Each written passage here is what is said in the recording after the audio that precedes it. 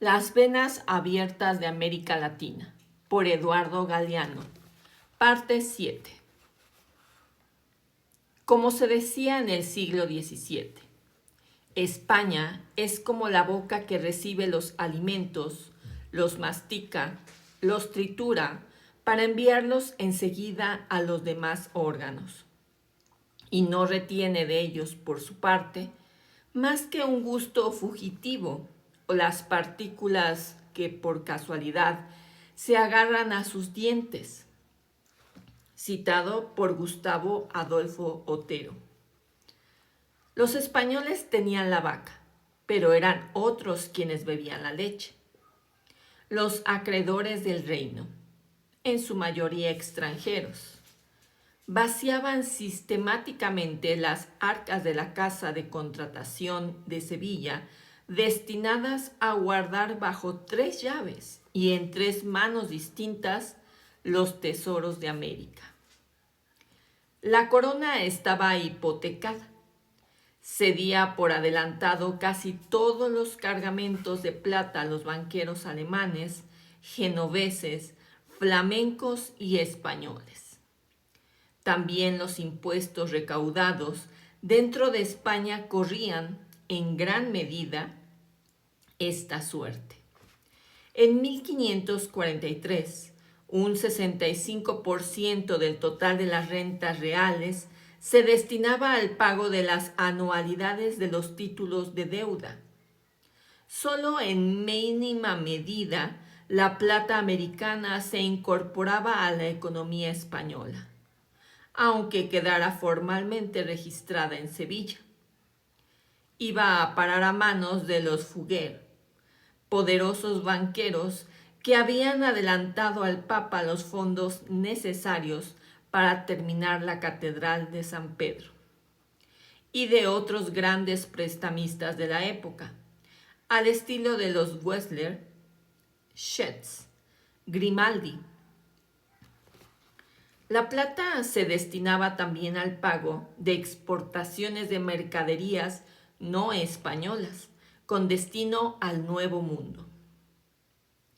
Aquel imperio rico tenía una metrópoli pobre, aunque en ella la ilusión de la prosperidad levantara burbujas cada vez más hinchadas.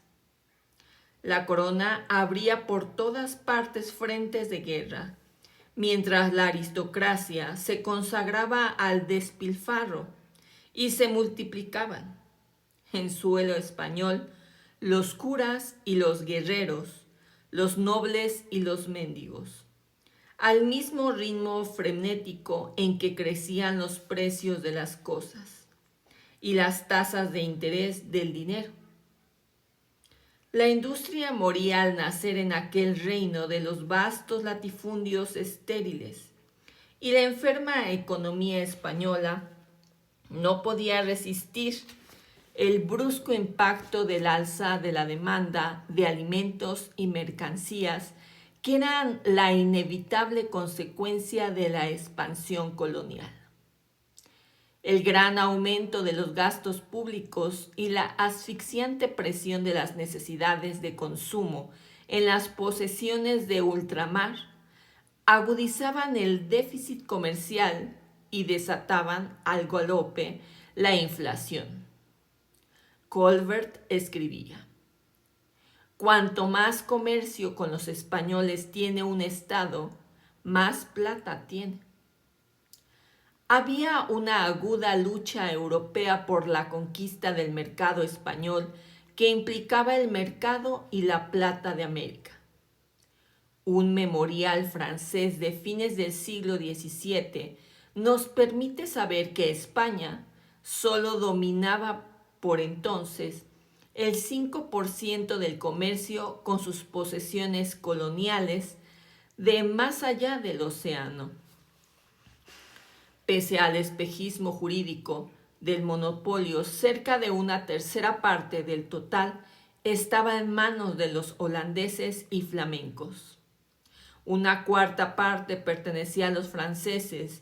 Los genoveses controlaban más del 20%, los ingleses el 10% y los alemanes algo menos. América era un negocio europeo. Carlos V, heredero de los Césares en el Sacro Imperio por elección comprada, solo había pasado en España 16 de los 40 años de su reinado.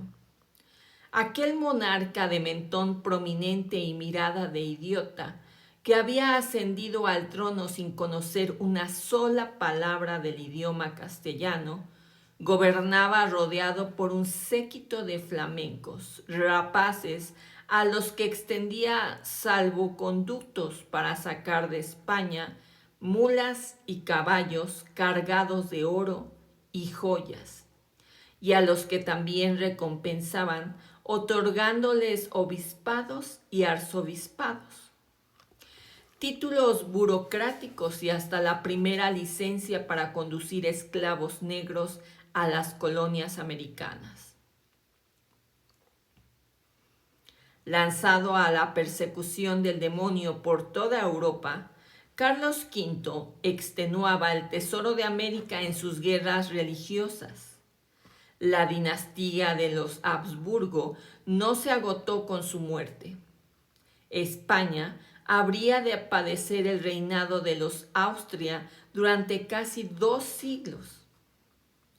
El gran adalid de la Contrarreforma fue su hijo Felipe II. Desde su gigantesco palacio monasterio de El Escorial, en las faldas del Guadarrama, Felipe II puso en funcionamiento a escala universal la terrible maquinaria de la Inquisición y abatió sus ejércitos sobre los centros de herejía. El calvinismo había hecho presa de Holanda, Inglaterra y Francia, y los turcos encarnaban el peligro del retorno de la religión de Alá. El salvacionismo costaba caro. Los pocos objetos de oro y plata, maravillas del arte americano, que no llegaban ya fundidos desde México y el Perú, eran rápidamente arrancados de la casa de contratación de Sevilla y arrojados a las bocas de los hornos.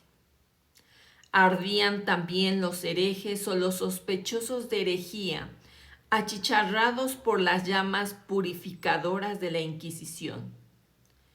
Torquemada incendiaba los libros y el rabo del diablo asomaba por todos los rincones. La guerra contra el protestantismo era además la guerra contra el capitalismo ascendente en Europa. La perpetuación de la cruzada, dice Eliot en su obra ya citada, entrañaba la perpetuación de la arcaica organización social de una nación de cruzados. Los metales de América y delirio y ruina de España proporcionaban medios para pelear contra las nacientes fuerzas de la economía moderna. Ya Carlos V había aplastado a la burguesía castellana en la Guerra de los Comuneros, que se había convertido en una revolución social contra la nobleza, sus propiedades y sus privilegios. El levantamiento fue derrotado a partir de la traición de la ciudad de Burgos, que sería la capital del general Francisco Franco. 4 siglos más tarde, extinguidos los últimos fuegos rebeldes, Carlos V regresó a España acompañado de 4.000 soldados alemanes. Simultáneamente, fue también ahogada en sangre la muy radical insurrección de los tejedores, hilanderos y artesanos que habían tomado el poder en la ciudad de Valencia y lo habían extendido por toda la comarca.